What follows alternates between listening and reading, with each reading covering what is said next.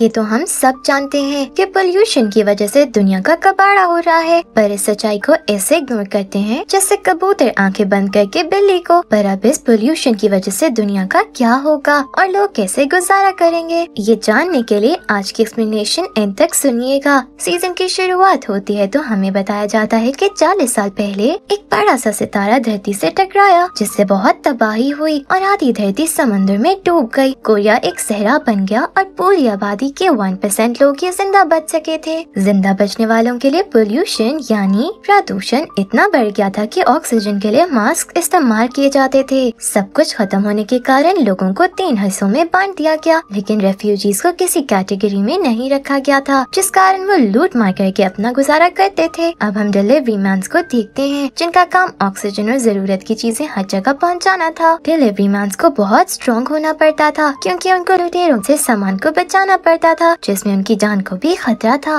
फिर भी लोग डिलीवरी मैन बनने के सपने देखते थे। अगले सीन में हम एक रेफ्यूजी लड़का सैवल को देखते हैं, जो अकेला काफी लोगों से लड़ रहा था और उसके दोस्त दूर कार में बैठे मजे से बस तमाशा देख रहे थे। वो लड़ाई जीत जाता है तो उसके बदले में ऑक्सीजन मास्क मिलते हैं। आगे हम अपने हीरो 58 को देखते हैं, जो एक डिलीवरी मैन है। वो एक घर के पास रुककर ट्रक से सामान निकालता है, फिर अपना हाथ स्कैन करके घर के अंदर जाता है और एक बूढ़े आदमी को सामान पकड़ाता है कि तभी उसे इमरजेंसी का नोटिफिकेशन मिलता है, तो वो तुरंत निकल जाता है। नेक्स्ट सीन में वो एक डिलीवरी मैन को कुछ लुटेरे से मार खाते देखता है। ये ही नहीं, वो लोग डिलीवरी मैन का हाथ काट कर साथ ले जाने वाले थे, क्योंकि उस पर QR कोड था। तभी 58 वहाँ आता है तो सबको मार कर भगा देता है। यही हमें पता चलता है कि 58 एक फेमस और बहादुर डिलीवरी मैन है, जिससे सब लुटेरे डरते थे। अब हम एक लेडी मेजर को देखते हैं, जिसने सैवल को अपने साथ रखा हुआ था, लेकिन सैवल बाहर अपने दोस्तों के साथ मिलकर लोगों से लड़ता रहता था। आज भी वो अपने दोस्तों के साथ समय बिताकर घर आता है तो मेजर उसकी कुट लगाती है। सैवल मेजर को कहता है कि मैं जानता हूँ तुम परेशान हो कि तुम एक रेफ्यूजी को पनाह देने के कारण मुश्किल में ना आ जाओ, तो उसे गुस्सा आता है, क्योंकि वो दोनों बहनें उसे अपना भाई ही समझती थी। सैवल उनको बताता है कि मैं डिलीवरी मैन बनना चाहता हूँ, जिस पर मेजर उस पर गुस्सा होती है, क्योंकि वो उसे एक सिटीजन बनाना चाहती थी। मेजर अपनी छोटी बहन को सैवल को घर में बंद रखने का कहकर चली जाती है, लेकिन सैवल किसी तरह उसको चक्कर देकर निकलने में कामयाब हो जाता है। सीन्स वहाँ की प्रेसिडेंट पे शिफ्ट होते हैं, जो चांग यंग ग्रुप के चेयरमैन के पास थी। यही वो लोग थे जिन्होंने इंसानों की कैटेगरीज बनाई थी। चांग यंग ग्रुप लोगों को ऑक्सीजन बनाकर देता था। इसे देश में चांग यंग ग्रुप को सबसे ताकतवर समझा जाता है। चांग यंग का चेयरमैन बूढ़ा हो रहा था, इससे अब ज्यादातर मामला उनका बेटा रायो देखता था। सैवल रेफ्यूजी कैंप में अपने दादा के पास जाता है, जिसके बाद फिर शरारत करते हुए वो अपने दोस्तों के साथ 58 के ट्रक पर चढ़ जाता है, तो 58 उन्हें सबक सिखाने के लिए अपने ट्रक की स्पीड बढ़ा लेता है। सैवल के सारे दोस्त नीचे गिर जाते हैं, लेकिन सैवल ट्रक के अंदर घुस जाता है और 58 को लड़ने के लिए कहता है, जिस पे वो सैवल को धक्का देकर ट्रक से गिरा देता है। आखिर सैवल घर लौट आता है तो उसकी बहन उसे अपने QR कोड से रूम में बंद कर देती है और सैवल के हाथ पे QR कोड नहीं था, इसलिए वो रूम में कैद होकर रह जाता है। तभी 58 उनके घर पैकेज डिलीवर करने आता है, तो सैवल की बहन 58 को देखकर खुशी से पागल हो जाती है, क्योंकि वो उसकी फैन थी। 58 के जाने के बाद कुछ लोग डिलीवरी मैन बनकर आते हैं और सैवल की बहन को जबरदस्ती इंजेक्शन लगाने की कोशिश करते हैं। तभी उनको रूम में किसी के होने का एहसास होता है, तो वो लॉक तोड़कर अपनी ही मौत को बाहर बुला लेते हैं। सैवल बाहर आकर उनसे लड़ने लगता है, पर किसी के से गोली मारने पर वो बेहोश हो जाता है। 58 गोली की आवाज पर सैवल के घर आता है, तो वो देखता है कि वहाँ लाशें गिरी हुई थी और उनके टैटू बने हुए थे। तभी वो सैवल को देखता है जो जिंदा था, और 58 को उसे देखकर याद आता है कि ये वो ही लड़का है जिसे 58 ने ट्रक से गिराया था। वो सैवल को अपने साथ ले जाता है। मेजर घर आती है तो अपनी बहन को मरा हुआ देखकर इन्वेस्टिगेशन करवाने लगती है। दूसरी तरफ 58 सैवल का ख्याल रख रहा था। वो अपनी मरी हुई बहन का पूछता है और उनके काबू में नहीं आता, तो वो उसको दोबारा बेहोश कर देते हैं। 58 देखता है कि सैवल के जिस्म में हड्डियों की जगह मेटल था। मेजर सैवल के दादा से मिलती है तो वो उसे चिंता न करने का कहते हैं, क्योंकि सैवल को वो अपने पास रखने वाले थे। 58 को शक के कारण इन्वेस्टिगेशन के लिए बुलाया जाता है, तो वो मेजर से कहता है कि मैं खून करके खुद रिपोर्ट क्यों करूँगा। 58 के जाने के बाद मेजर को याद आता है कि जब आर्मी वाले रेफ्यूजीज को मार रहे थे तभी उसे सैवल मिला था।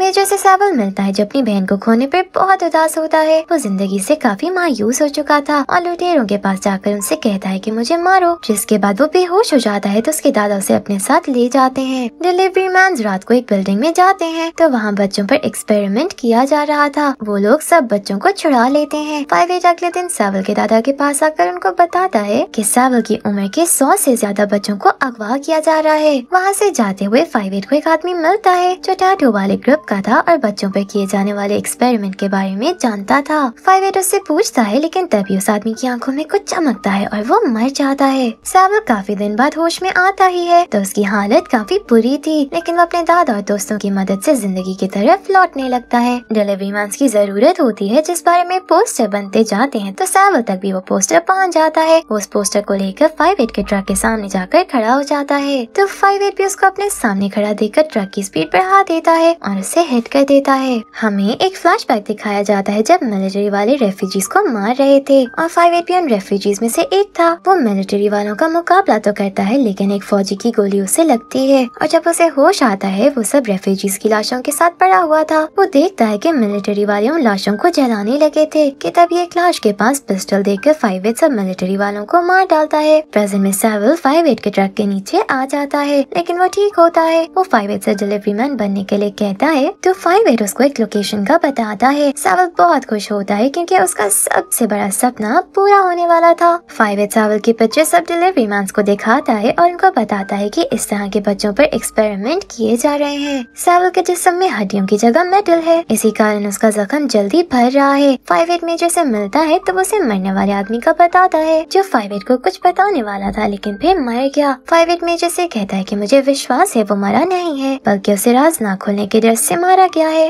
सैवल 5-8 की बताई लोकेशन पे पहुंचकर 5-8 के साथ फाइटिंग करता है। 5-8 के सामने सैवल टिक नहीं पाता, लेकिन 5-8 उसे लड़ना सिखाता है। फिर वो उसे रजिस्ट्रेशन के लिए भेजता है। सैवल रजिस्ट्रेशन करवाने जाता है तो वहाँ और भी बहुत सारे लोग रजिस्ट्रेशन के लिए आए हुए थे। उन लोगों को स्कैन किया जाता है, जो पास होगा वो ही आगे जाएगा और सैवल उसमें पास हो जाता है। सैवल को एप्लीकेशन फॉर्म देते हैं तो उसे रेफ्यूजी का ही टैग दिया जाता है, जिस पे सैवल को अच्छा नहीं लगता, लेकिन वो कुछ कर भी नहीं सकता था। अब सैवल और बाकी सिलेक्ट होने वालों को फाइटिंग करवाई जाती है, जिसमें सैवल को एक ग्रुप के साथ लड़ना था और सबको हराने वाला जीत जाता। सैवल सबको हराकर उस लड़ाई को जीत लेता है। रेफ्यूजीज को एक गाड़ी में कहीं ले जाया जा रहा था, लेकिन 5-8 सबको बचा लेता है। दूसरी तरफ मेजर को उसका चांगियन ग्रुप के चेयरमैन का बेटा रायो सारे शहरों के लोगों का डाटा देने का कहता है, तो वो परेशान हो जाती है। सैवल को दूसरे राउंड में एक पार्सल को रेफ्यूजीज तक पहुंचाना था, जिसके लिए लुटेरे उसको रोकने की कोशिश करेंगे, लेकिन उनको उन लुटेरों से बचना था। जो सबसे पहले मंजिल पर पहुंचता वही सेकंड राउंड जीत जाता। डिलीवरी मैन को भी इस राउंड को देखने के लिए बुलाया जाता है। 5-8 भी ये मुकाबला देख रहा था। सैवल रास्ते में आने वाली हर मुश्किल को पार करके आगे बढ़ रहा था, लेकिन एक कार की टक्कर से उसकी कार डैमेज हो जाती है, तो वो अपना पार्सल लेकर उस लड़की के पास जाता है जिसकी कार रेत में फंसी हुई थी। सैवल उस लड़की की कार निकालने में मदद करता है, जिसके बाद वो दोनों इकट्ठे ही जाने का फैसला करते हैं। लेकिन तभी लुटेरे उनसे लड़ने लगते हैं और एक लुटेरा लड़की को कार से बाहर गिरा देता है कि तभी सैवल देखता है कि एक लड़का उसे आगे निकल रहा है, तो उसकी परवाह किए बिना लड़की को बचाने का फैसला करता है। सैवल लड़की को बचाकर सबसे पहले मंजिल पर पहुंच जाता है और इस तरह सैवल और वो लड़की मुकाबला जीत जाते हैं। लेकिन सैवल के बजाय सिर्फ उस लड़की के विनर होने का ऐलान किया जाता है, जिस पे सैवल काफी एहतजाज करता है, लेकिन उसकी किसने सुननी थी। लड़की गोली लगने के कारण जख्मी हो गई थी, तो फिर सैवल को रख लिया जाता है।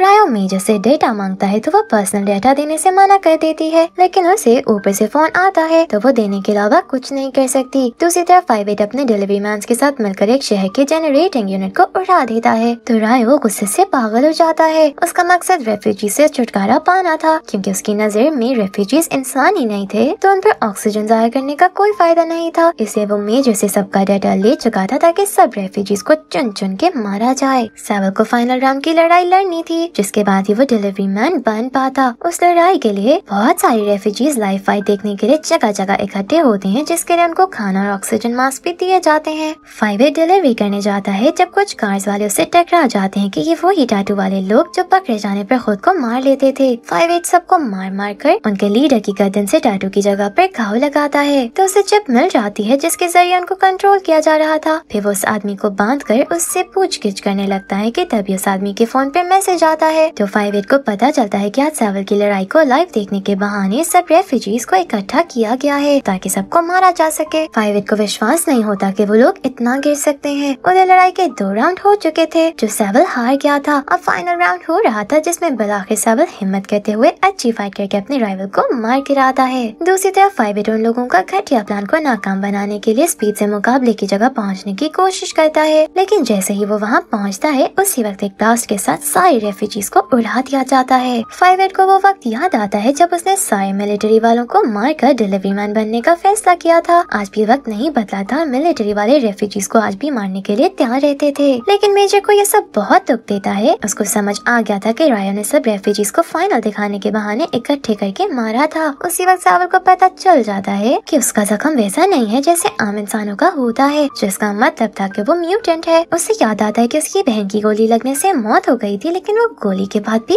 बच गया था। 5-8 मेजर को सब बता देता है और उसे उस आदमी का फोन दे देता है जिसमें सारे प्लान्स के बारे में मैसेज मौजूद थे। 5-8 उसे छानबीन करने का कहता है तो वो भी उसकी मदद का वादा करती है। सावर को डिलीवरी मैन बनने के बाद रहने के लिए घर भी दे दिया जाता है। जहाँ मेजर से मिलने आती है तो दोनों अपनी लेट बहन को याद करते हैं जो आज होती तो सावर को डिलीवरी मैन बने देखकर बहुत खुश होती। सावर मेजर से पूछता है कि तुम जानती थी कि मैं म्यूटेंट हूँ, तो वो उसे बताती है कि ये अब कोई राज नहीं है, इसे तुम सावधान रहना। सावर पहले दिन डिलीवरी के लिए जाता है तो वो बहुत एक्साइटेड होता है और अपना सपना पूरा होने पर उसके पैर जमीन पर नहीं लग रहे थे। काम से फ्री होकर वो 5-8 से मिलता है तो वहाँ एक जख्मी आदमी को देखकर उसके बारे में पूछता है, जिसमें 5-8 बताता है कि ये उस ग्रुप से है जिसने तुम्हारी बहन का खून किया। फिर वो सावल को रेफ्यूजीज का मरने का बताता है तो सावल को पता चलता है कि डिलीवरी मैन बनना ही उसकी मंजिल नहीं थी, उसे अभी बहुत कुछ करना है। मेजर 5-8 को उस ग्रुप के बारे में जानकारी देती है जो इतनी काम की नहीं होती। इससे 5-8 एक प्लान बनाकर उस जख्मी को वहाँ से निकालता है तो उस आदमी को लगता है कि उसके लोगों ने उसे बचाया है। इससे वो अपने बॉस को मैसेज करके बुलाता है जो रायो का असिस्टेंट था। वो उसकी हालत देखकर चौंक जाता है। वो असिस्टेंट से पूछता है कि तुमने मुझे बचाने को टीम भेजी थी, तो असिस्टेंट कहता है कि मैंने कोई टीम नहीं भेजी। तभी 5-8 और मेजर भी वहाँ आ जाती है और वो उसकी बच्चों के अगवा रेफ्यूजीज की मौत के बदले गिरफ्तारी देने का कहते हैं, लेकिन असिस्टेंट जानता था कि उसने गिरफ्तारी दी तो रायो उसे मार ही डालेगा। मेजर उसे आगे का प्लान बताने का कहती है और साथ ही अगवा कर बच्चों का ठिकाना पूछती है तो वो उनका साथ देने को तैयार हो जाता है। 5-8 सब डिलीवरी मैन को बुलाकर चांग यांग का प्लान बताता है तो दूसरी तरफ चांग यांग वाले हर रेफ्यूजी को वैक्सीन लगा रहे थे। 5-8 सबको बताता है कि ये लोग हवा में जहरीली गैस छोड़ रहे हैं क्योंकि चांग यांग का काम ही ऑक्सीजन देना था। इससे वो लोगों को खुली फिजा में बगैर ऑक्सीजन के सांस लेता कैसे बर्दाश्त कर सकते थे। उनके भयानक मंसूबे का सुनकर सब लोग खौफ से कांप जाते हैं। 5-8 के कहने पर असिस्टेंट वैक्सीनेशन चेक करने के बहाने रायो को लाया था जो 5-8 के निशाने पर था।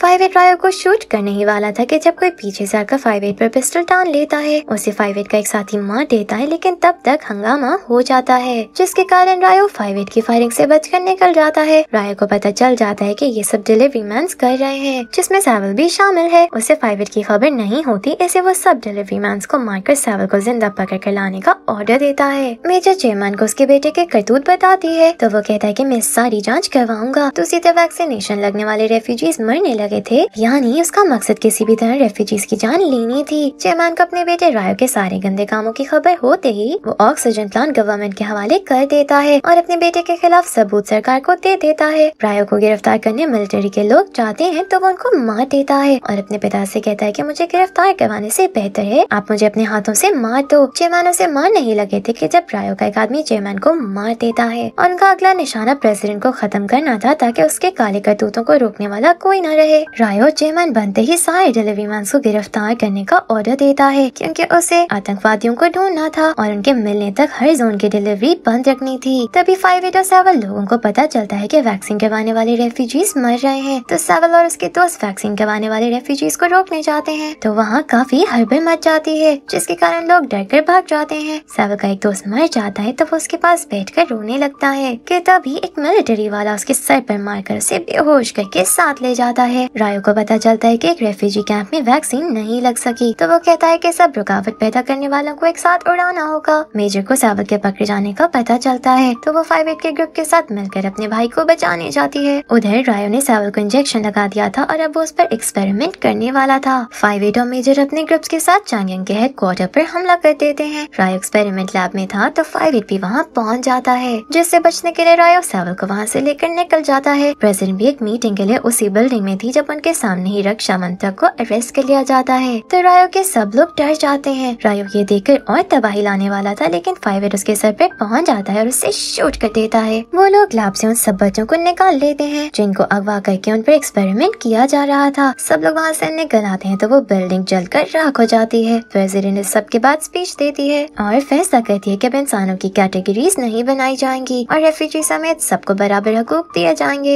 ऑक्सीजन और बाकी सामान हर इंसान तक पहुंचाया जाएगा और हर खराबी को ठीक किया जाएगा। हालात ठीक होने के बाद हम 5-8 को देखते हैं जो सेवल का सामान पहुंचाने जाता है, जो अब ठीक हो चुका था। सेवल रेस्ट करके थक चुका था, इससे वो 5-8 के साथ ही उसके ट्रक में चला जाता है। वो दोनों देखते हैं कि आसमान बहुत हद तक साफ हो चुका था और हवा से जहरीली गैस खत्म हो चुकी थी। पोल्यूशन भी धीरे धीरे खत्म हो रहा था, जिसका मतलब था अब वो लोग नॉर्मल जिंदगी की तरफ लौट रहे थे। और यहीं पर हमारा सीजन खत्म हो जाता है। Thank you for watching.